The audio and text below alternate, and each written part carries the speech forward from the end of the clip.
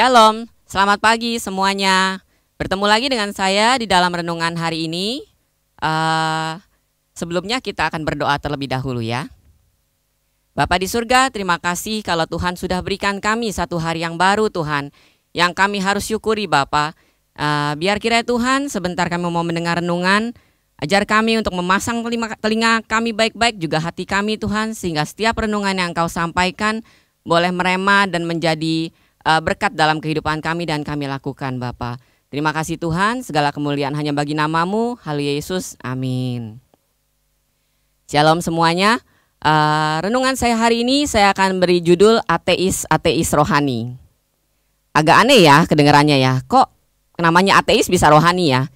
Tapi sebenarnya kalau kita lihat dalam kehidupan kita, seringkali saudara, walaupun kita rohani, walaupun kita itu ngakunya Kristen, anak Tuhan ya saudara, tapi seringkali kita itu enggak percaya sama Tuhan di dalam kehidupan kita, sepotong-sepotong waktu kehidupan kita. Nah, saya akan bawa satu ilustrasi, satu cerita. Alkisah adalah seorang bapak. Dia itu seorang yang benar-benar ateis, istilahnya dia enggak percaya Tuhan. Menurut dia, kekuatan dia sendirilah, kekuatan manusia, semua itu adalah karena kekuatan dia sendiri. Apa yang dilakukan itu adalah hasil kerja kerasnya sendiri. Seakan-akan Tuhan tidak punya andil di dalam kehidupannya. Satu hari istrinya sakit. Istrinya sakit sehingga dia harus membawa istrinya ke rumah sakit dan dirawat di sana. Kemudian seperti kalau kita ke rumah sakit otomatis kita mesti konsultasi dengan dokter dan perawat begitu kan. Tapi ternyata bapak ini menemukan kekecewaan ketika dia berkonsultasi dengan dokter dan perawat-perawat yang di sana. Dia berkata, karena si dokter itu sendiri berkata seperti ini. Manusia, kita sebagai dokter akan mengusahakan sebaik-baiknya yang kita bisa lakukan. Tetapi kembali semuanya itu kita harus berdoa. Biar kita serahkan istri bapak kepada Tuhan. Dia kecewa. Menurut dia, seharusnya dokter itu bisa menangani istrinya dengan baik. Nggak perlu bawa-bawa Tuhan. Karena buat apa saya bawa bawa istri saya ke rumah sakit kalau dokter pada akhirnya mengatakan saya harus menyerahkannya ke dalam tangan Tuhan. Saya membayar dokter tujuannya supaya dokter bisa menyembuhkan istri saya. Tapi dia akhirnya menjadi kesal, dia jadi uring-uringan. Kenapa? Karena dia nggak bisa melakukan apa-apa. Di sana dia tidak punya kekuatan untuk menyembuhkan istrinya. Dan dia juga tidak bisa mengandalkan sang dokter. Begitu juga dengan perawat-perawat. Di sana dia menjadi kesal, dia menjadi uring-uringan. Dan itu yang terjadi padanya. Nah saudara, berapa kali di dalam kehidupan kita, ini bapaknya memang ateis, dia memang gak percaya sama Tuhan. Nah tapi kalau kita sebagai anak Tuhan, sering gak sih kita ngalamin yang kayak begini? Pada saat kita ketemu satu masalah, kemudian kita mengandalkan kekuatan kita sendiri, kita lupa kalau Tuhan itu bisa berperkara atas hidup kita. Kita mengandalkan kekuatan kita sendiri, terus kita berharap sama orang-orang di sekeliling kita dengan harapan seperti bapak ini, bahwa sebagai profesi dokter ya lu harus nyembuhin, kamu harus bisa menyembuhkan begitu kan. Tapi pada kenyataannya dokter pun mengatakan bahwa semua itu kembali kepada Tuhan. Seharusnya kita sebagai orang-orang Kristen, yang pertama yang kita lakukan adalah andalkan Tuhan dalam setiap hal. Jangan kita malah justru merasa kita sanggup melakukan menyelesaikan semua persoalan dan solusi kita. Baru setelah kita coba sekian rupa sampai kita habis-habisan, banting tulang, jungkir balik, segala macam remuk redam, baru kita udah buntu, baru kita cari Tuhan.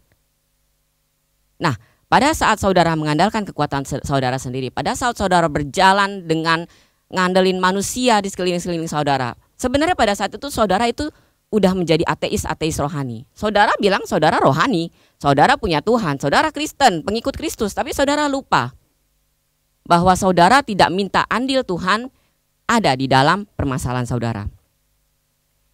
Banyak saudara orang kayak gini, terutama orang-orang yang merasa dirinya kuat, hebat, mampu, mandiri. Hati-hati saudara, orang-orang yang biasanya yang mandiri, mereka punya kecenderungan untuk melakukan segala sesuatu dengan mengandalkan kekuatannya sendiri dulu. Lain dengan orang yang merasa dia nggak mampu, pada akhirnya dia akan terlebih dahulu berserah. Ya, nah jangan sampai kita masuk di dalam kondisi kita menjadi ateis rohani ini. Dan saudara, saya kembali kepada bapak ini. Dia itu berharap istrinya bisa mendapatkan mujizat lewat tangan dokter. Itu sebenarnya satu hal yang aneh. Kita mengharapkan mujizat terjadi, tetapi kita tidak percaya kepada Tuhan. Itu bukannya sesuatu hal yang bertentangan. Bukan begitu, saudara? Nah, oleh sebab itu, saudara, jangan, sekali lagi saya ingatkan, jangan kita masuk dalam kondisi ini. Kalau Bapak ini ateis, saya tahu di dalam cerita ini. Jadi itu umum karena dia nggak percaya Tuhan. Tapi sebagai anak-anak Tuhan, jangan pernah kita masuk dalam kondisi seperti ini. Andalkan Tuhan dalam segala hal. Nah, saya akan mengambil satu firman Tuhan di dalam Yeremia 17 ayat 5. Beginilah firman Tuhan. Terkutuklah orang yang mengandalkan manusia, yang mengandalkan kekuatannya sendiri, dan yang hatinya menjauh daripada Tuhan. Ya, itu aja renungan saya hari ini. Tetap andalkan Tuhan di dalam segala hal. Apapun yang terjadi, tetap andalkan Tuhan di dalam segala hal. Mari kita berdoa.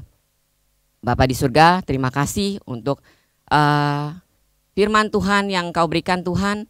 Ajar kami untuk tidak menjadi ateis rohani Tuhan. Yang sekalipun kami mengaku kami Kristen, kami rohani, kami percaya Tuhan. Tapi ketika masalah itu datang, kami lebih cenderung mengandalkan kekuatan kami. Ajar kami Tuhan untuk selalu membawa Engkau di dalam setiap solusi masalah-masalah kami Tuhan. Dan kami hanya berharap sama Engkau. Terima kasih Tuhan. Segala kemuliaan bagi nama-Mu. Haleluya Yesus. Amin.